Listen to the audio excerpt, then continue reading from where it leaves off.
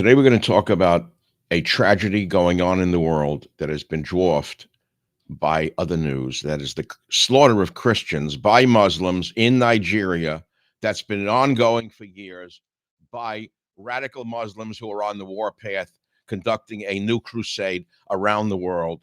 And I will talk about the real history of the Christian slaughter in Nigeria by Muslim terrorists. Welcome to the Savage Nation. The story I'm about to tell you can also be called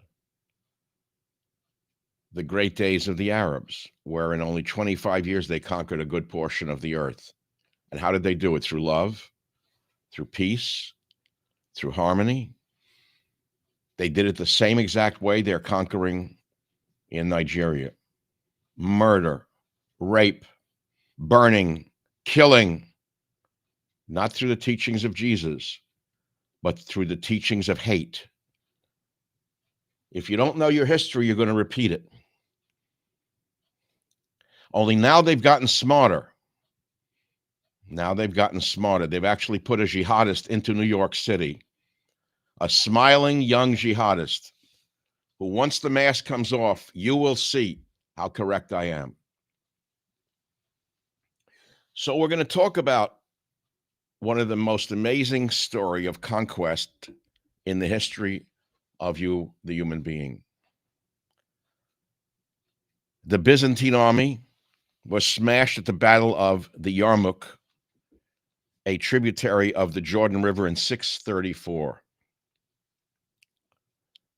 The Emperor Heraclius, who was exhausted from disease known as dropsy, whose resources had been drained by the Persian War, saw his new conquests in Syria, Damascus, Palmyra, Antioch, Jerusalem, and the rest fall almost without resistance to the Muslim hordes. Large elements in the population went over to Islam. Then the Muslims turned east. The Persians had found a great general in Rustam. The Persians had a great host with a great army of elephants, and for 3 days they fought the Arabs at Qadisiyah, 637, and finally they broke and ran in 637. What happened was the conquest of all of Persia, now Iran.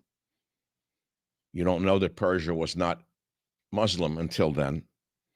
And the Muslim empire pushed far into western Turkestan and eastward until it met the Chinese. Egypt fell with almost no resistance to the new Muslim conquerors, who, full of a fanatical belief in the sufficiency of a single book called the Quran, wiped out the vestiges of the book copying industry in the Alexandria Library, burning it to the ground. Sound familiar? The tide of Muslim conquest poured along the north coast of Africa to the Straits of Gibraltar and Spain. Spain was invaded in 710, and the Pyrenees Mountains were reached in 720. In 732, the Arab advance had reached the center of France. But here, it was stopped for good at the Battle of Poitiers, and they were pushed back as far as the Pyrenees again. The conquest of Egypt had given the Muslims a fleet of ships, and for a time, it looked as though they would take Constantinople. They made repeated sea attacks between 672 and 718, but the great city held out against them. I'm going to pause right here.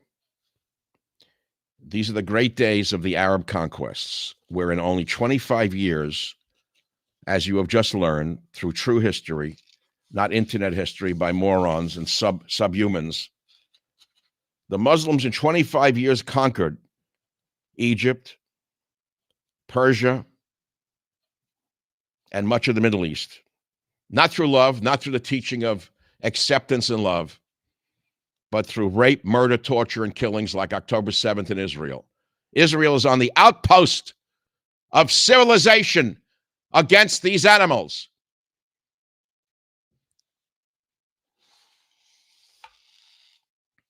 That is true history. The Islamists have conquered much of Europe right now. London, go and look at London and see what you see in the streets of London. You see World War II heroes crying that all of their deaths were for naught because of the liberal psychosis. The West has been not only invaded, but the invaders have been welcomed into the West by the liberal psychotics. England, France, Germany, you name it, almost all gone, conquered from within by the liberal sickness. The illness of liberalism is a cancer upon the human brain, the human mind, the human soul. Human destiny is being destroyed. Where once the Muslims had to murder and kill and rape to conquer a nation, today they need not fire a shot. All they need is CNN, MSNBC, BBC, and the other networks of suicide. Anyone who stands up to the Muslim invader is called a racist or a Zionist or thisist or thatist. Well, I'll be damned. I'm not going to go down without a fight, and you shouldn't either. God damn it, what the hell is wrong with you people? Don't you know what the hell is going on around you? That is the reality of today. I've given you real history. This is the truth of what they did and what they are doing. We hear about 9/11. We hear about wars against terror. Everything is in a code word. It's not a war against terror. Terror has no meaning. It's a war against the Muslim invader. Islamism, if you want to call it. Islamist, if you want to call it. But God forbid you should say Islam itself. But go read the holy book and see what it says about you, infidel. See what it says about you, infidel. It's not an accepting religion. It's a rejecting religion. Read it, learn, then open your pie hole. Don't give me a human rights bullshit. It's suicide, all of it. The whole West is committing suicide. Look at our streets. Look at the hordes of whores on television. Look at the Jezebels in the media. And you'll see why we have been eaten alive from within. And now we look in New York City, as I mentioned before. Without firing a shot, an open Islamist has been made mayor of the city of New York. He's an Islamist. He doesn't have to get up with a sign and say it. Look at his associations, imams who preach hatred and conquest, his friends. And you voted for him in New York City. You think you're going to have a better city? You're not going to have a better city. So, you know, there's a saying, the truth shall set you free. I've just given you a dose of truth. What you must learn from this is never, ever, ever cower before the liars on the left. They are the suicidal element of this society. The left wing in America, that Bernie Sanders, the Reds, have aligned themselves with the Greens, the Islamists, to conquer the West, where they think there will be a new perfect world. Well, let me tell you something. If history is a guide, it will not be a more perfect world. And you will not ride up to the top, or you leftists who think you're going to rise to the top once the Christian white man is subdued. Once the Jewish warrior is subdued, you think you're going to rise to the top? You'll be crushed under the boot of Islam, as sure as I'm sitting here. They'll spit on you because they know you're lower than the pigs that they hate. They hate collaborators. You are a collaborator. You should have your head shaved. Your brain has already been shaved through drugs, sex, and rock and roll. You liberals have shaved your own brain through drugs, sex, and rock and roll. Look at your newspapers. Not one story will ever identify a person of color or a Muslim as a perpetrator of a crime. The only crimes the San Francisco Chronicle report are those of a white person.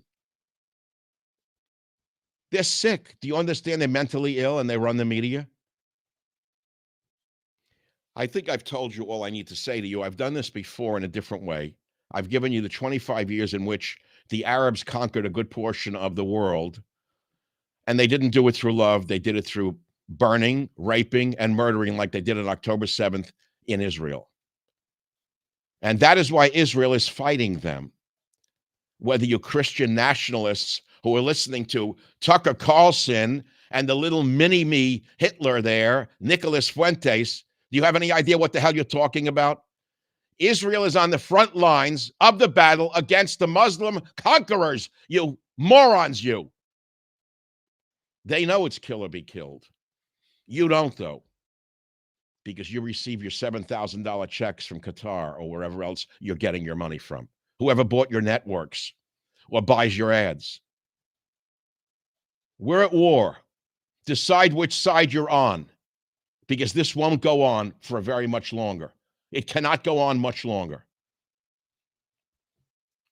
When I saw this morning, finally on Fox News, one of the shows showcased the murder of Christians in Nigeria by Muslim terrorists.